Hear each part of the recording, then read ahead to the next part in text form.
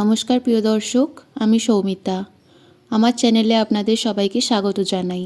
আজকে চলে এসেছি আরও একটি নতুন ভিডিও নিয়ে। আজকের ভিডিওর বিষয়বস্তু হলো আজকের ষটশীলা একাদশী ব্রত কীভাবে পালন করতে হয় ও এই ব্রতর ফলাফল কী হয়।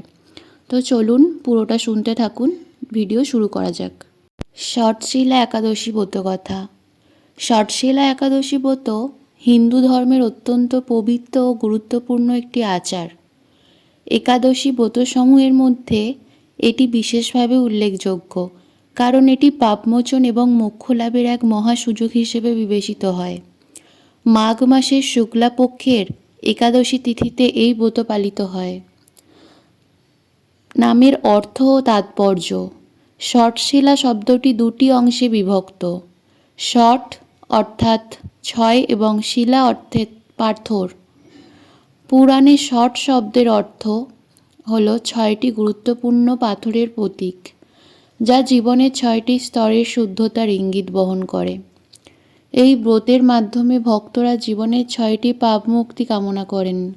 সেগুলি হল কাম অর্থাৎ অপরিমিত বাসনা, ক্রোধ অর্থাৎ রাগ, লোভ অর্থাৎ অতিরিক্ত আকাঙ্ক্ষা, মোহ অর্থাৎ অজ্ঞতা, মাৎসর্য অর্থাৎ ঈর্ষা এবং অহংকার অর্থাৎ অহমিকা। ব্রতের কাহিনী। ষটশীলা একাদশী পালনের সঙ্গে জড়িয়ে আছে ভগবান বিষ্ণুর পূজার এক মহৎ কাহিনী। এক সময় মথুরা নগরীতে বসবাস করতেন এক পরম ভক্ত ব্রাহ্মণ। তার নাম ছিল লোমশ। তিনি ভগবান বিষ্ণুর প্রতি অসীম ভক্তি পোষণ করতেন। একদিন ভগবান বিষ্ণুকে তুষ্ট করার জন্য তিনি ষটশীলা একাদশী ব্রত পালন করেন। এই ব্রতের মাধ্যমে তিনি কঠোর উপবাস, পূজা ও আরাধনা করেন। তার আন্তরিকতা দেখে ভগবান বিষ্ণু সন্তুষ্ট হন এবং তাকে আশীর্বাদ দেন। আরেকটি কাহিনীতে উল্লেখ আছে, এক রাজা ছিলেন যিনি পাপ মুক্তির জন্য ষটশীলা একাদশী পালন করেন। তার ব্রতের ফলে তিনি তার পূর্বজন্মের সমস্ত পাপ থেকে মুক্তি পান এবং মৃত্যুর পর বিষ্ণুর পার্শ্বে স্থান লাভ করেন। পদ্ধতি পালনের। ষটশীলা একাদশী ব্রত সঠিকভাবে পালন করতে কিছু নির্দিষ্ট নিয়ম অনুসরণ করা হয়। এগুলি হল: 1. ব্রতের পূর্ব প্রস্তুতি। ব্রত পালনের আগের দিন অর্থাৎ দশমী তিথিতে নিরামিষ আহার গ্রহণ করতে হয়। ব্রতের দিন ভোরে উঠে গঙ্গা স্নান বা অন্য কোনো পবিত্র জলস্রোতে স্নান করতে হয়। শুদ্ধ বস্ত্র পরিধান করে পূজার জন্য প্রস্তুত হওয়া উচিত। 2. উপবাস। ব্রতের মূল আকর্ষণ হল উপবাস। পুনরুপবাস, দিনের পুরো সময় খাদ্য গ্রহণ থেকে বিরত থাকা। আংশিক উপবাস, ফল, দুধ বা নিরামিষ খাবার গ্রহণ করা। উপবাসে শরীর ও মন পবিত্র রাখা অপরিহার্য। 3. পূজার আয়োজন। একটি পরিষ্কার স্থানে ভগবান বিষ্ণুর মূর্তি বা ছবি স্থাপন করা হয়। তুলসী পাতা, ধূপ, দীপ, ফুল, ফল, প্রসাদ এবং চন্দন দিয়ে পূজা করা হয়। বিষ্ণু সহস্র নাম জপ করা হয়। 4. রাত্রি জাগরণ। ব্রতের বিশেষত্ব হল রাতের জাগরণ। এই সময় ভক্তরা ভগবানের নাম জপ, কীর্তন এবং ভক্তিমূলক গান গেয়ে অত সময় অতিবাহিত করেন। 5. দান ও দান ধর্ম। এই ব্রতের অংশ হিসেবে দরিদ্র ও দুস্থদের সাহায্য করার রীতি প্রচলিত। খাদ্য, বস্ত্র এবং অর্থ দান করা হয়। এটি ব্রতের পূর্ণতা আনে। 6. পরের দিন ব্রত সমাপ্তি।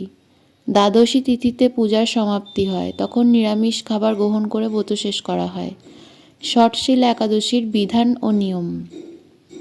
ষটশীলা একাদশী পালন করতে গেলে কিছু নিয়ম মেনে চলতে হয়। তা হলো, ব্রতের দিন মিথ্যা কথা বলা বা কারোর প্রতি বিদ্বেষ পোষণ করা উচিত নয়। অহংকার, লোভ ও মোহ ত্যাগ করতে হবে। নিজেকে ধ্যানমগ্ন রাখতে হবে এবং ভগবানের নাম স্মরণ করতে হবে। নিরামিষ খাবার গ্রহণ করা বাধ্যতামূলক। ব্রতের ফলাফল ও গুরুত্ব।